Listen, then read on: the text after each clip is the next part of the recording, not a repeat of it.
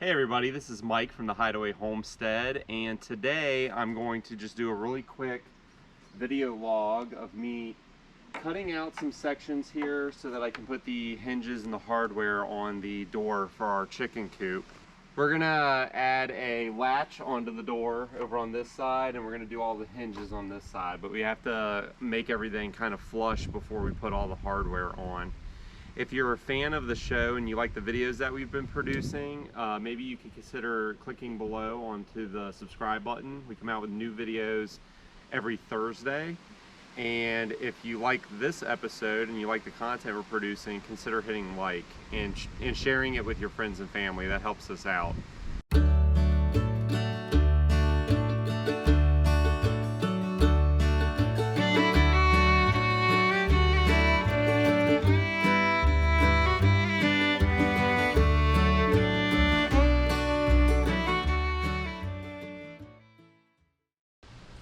All right, so we're gonna just kind of outline the general spot where we want these hinges to go. So I'm just gonna kind of mark out a section. And this is essentially where we're gonna be cutting out the piece so that we can get it flushed up with the door. I think I'm gonna come down to about here.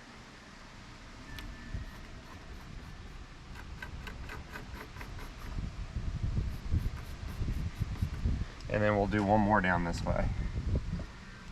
I'm thinking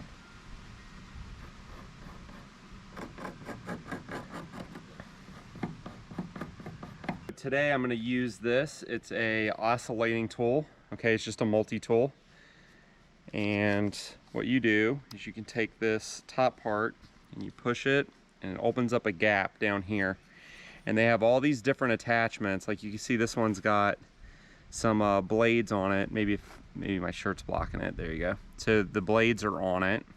Okay, and what we're gonna do is we're gonna set this in here and I'm gonna lower it down, and it's locked in there. Now, safety first, I don't have this plugged in while I'm doing that. Okay, there's a wide variety of tools that you can get with this. A lot of different cutters. They even have you know, some sanding pads. Okay, so you're gonna see that this, when I turn it on, it goes and it vibrates pretty fast. And this is where this is useful.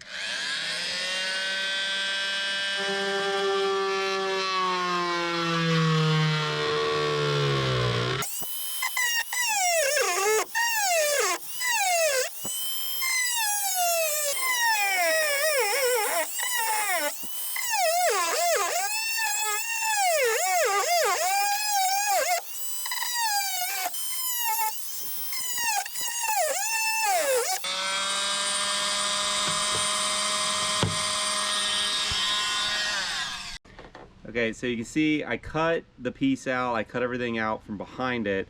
I'm gonna place a piece of pallet wood in front of that hole, and then I'm just gonna I'm gonna use my pencil behind it to shape it out, and then I'll know pretty much how big the shim is that I need to stick in there. And I'm gonna have to stick 2 of them in there to get up to the thickness. That'll give me something for the hinge to grab into. Okay, so for this next part, obviously I don't want my fingers being too close, and especially with the circular saw. So a good thing to do is you could just hold this down, just drop your weight on it, and then you can actually use the oscillator .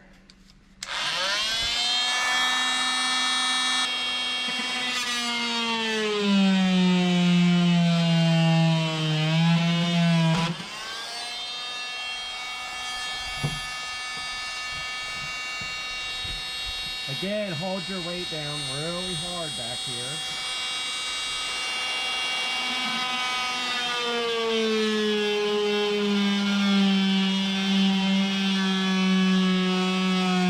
You can see now that this piece slides right in there and it's flat. So the idea being that we will be able to put the hinge on here.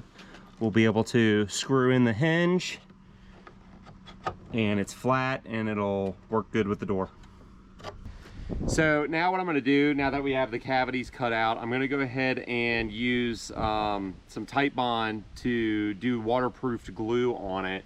So if you look here, you'll see that I went ahead and went flush with the cavities, and then I cut out some shimmed pieces, and we're going to place these in here, and I'm going to glue them, and I'm going to go ahead and actually use some nails from the pallet wood to hold them in place, and that'll be very solid once the nails and the glue is in place.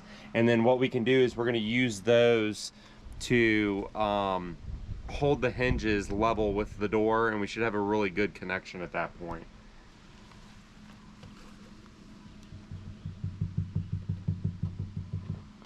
Little dabble do ya.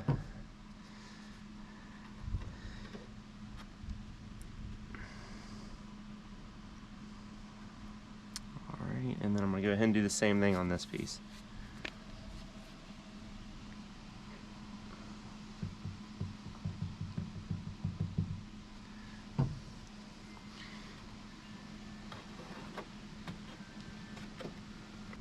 I need to make sure that I don't nail them in where the hinge needs to go. So what I'm going to do is I'm just going to come down here and look, and that is roughly where the hinge needs to go.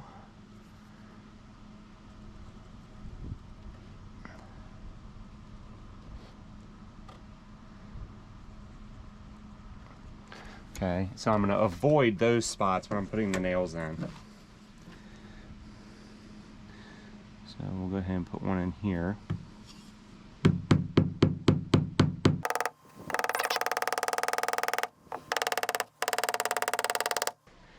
We have each one of the gaps filled along the door now to flush it up with where the hinge needs to go. So the downside here though is we were looking at this, and the screws that come with this are pretty wimpy. So what I'm going to do is I'm going to use these deck screws, and those deck screws will actually go through the 2 pieces of wood I put in there and right into the beam. And that'll hold this up a little bit better. These are springed hinges, and it's a pretty heavy duty door, so that's why we're going to be using these. All right, so I'm going to go ahead and do the middle hinge first, and I went ahead and used the piece of cardboard from the hinges, and I kind of folded it just to give a little bit of clearance at the bottom. It's not going to matter too much, but we're going to go ahead and do the center hinge here first.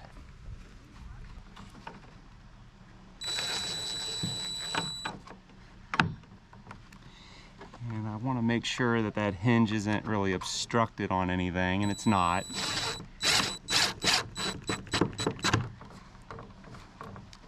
All right, and then a couple more.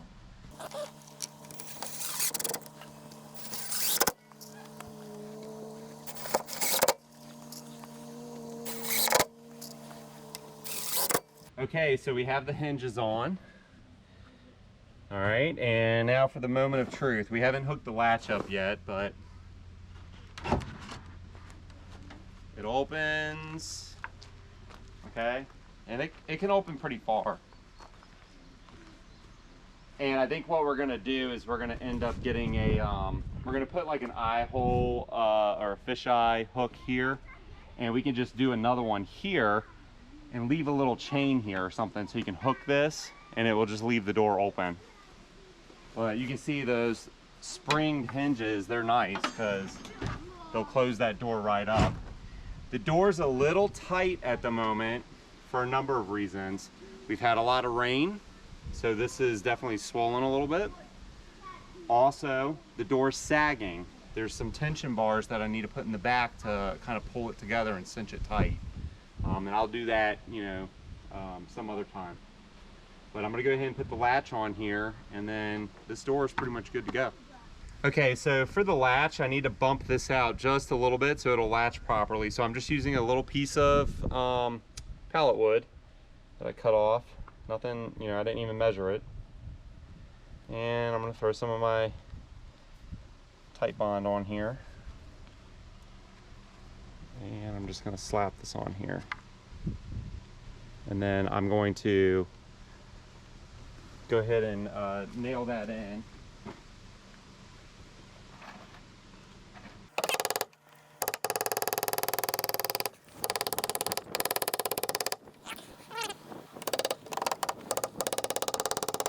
That'll hold it in place good.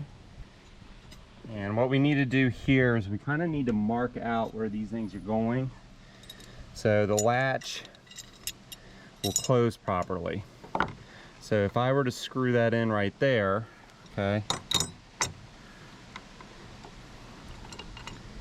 and I think what we're thinking here is right about there. So I'm going to go ahead and mark this with the pencil.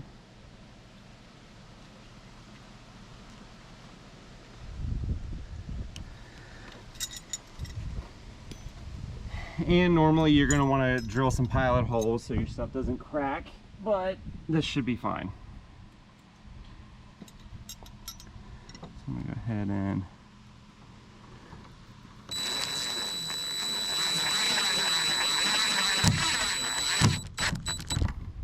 set that one right there, and we'll do the rest.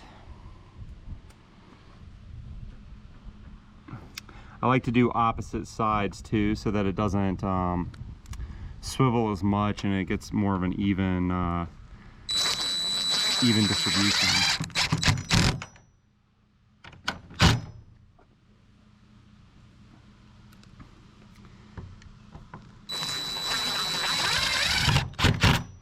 And this is pretty high up. I don't think any raccoons are going to get up here, and I don't think any raccoons are going to get up here and actually get into this. But the nice thing about this one is it actually has a hole in here, so we could actually latch something in there too if we wanted to prevent them from getting into it. And we're just going to pretend that we're closing the door here. I'm going to take it up just a little bit.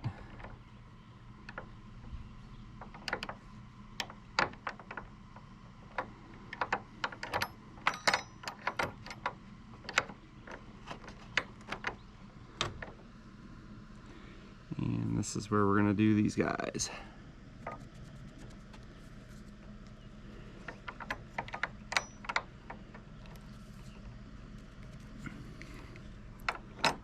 Let that sit a second.